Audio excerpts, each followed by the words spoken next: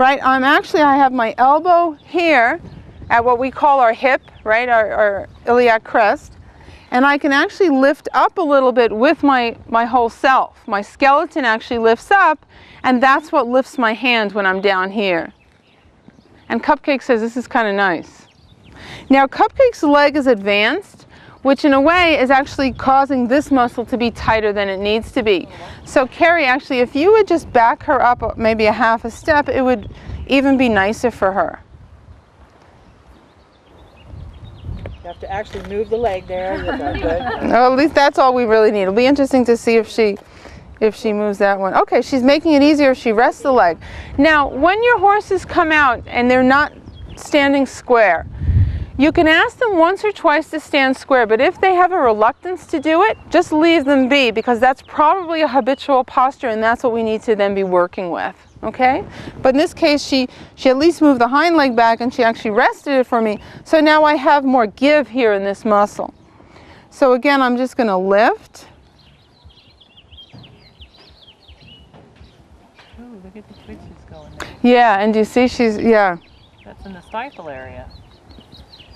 And you'll see a lot of, yeah, and she's also figuring out what to do with this leg now. Should she put it down or not?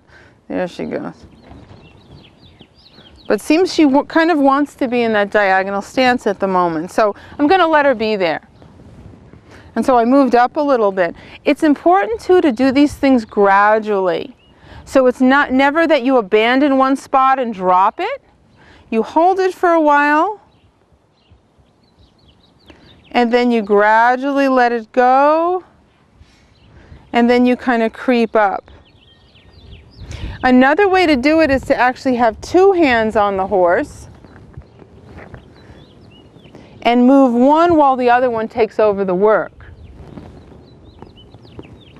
Okay, now I'm at a place, because I'm higher up on her leg, that I can't really use my pelvis so much to support my arms. A little bit I'm using my trunk.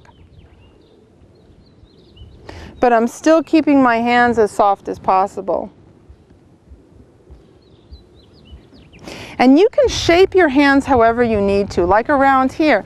This is the ischium, and we're going to be talking a lot about this in the next few days. But the way this hamstring muscle comes down, you can kind of just get a nice hold of it and lift up. And Cupcake says, I'm not complaining. Now another thing you might want to do with your other hand, either you use two hands, or if you have any sense that this horse could kick, you might want to put your hand like this. This will give you a little indication that there's going to be something happening, some activity with this leg. Let's put it that way, and you could move out of the way. Cupcake could stand here for an hour, I think, with this. She's using what you're doing there to affect her neck. Yes, yes, yeah. Sticking your neck. Yeah.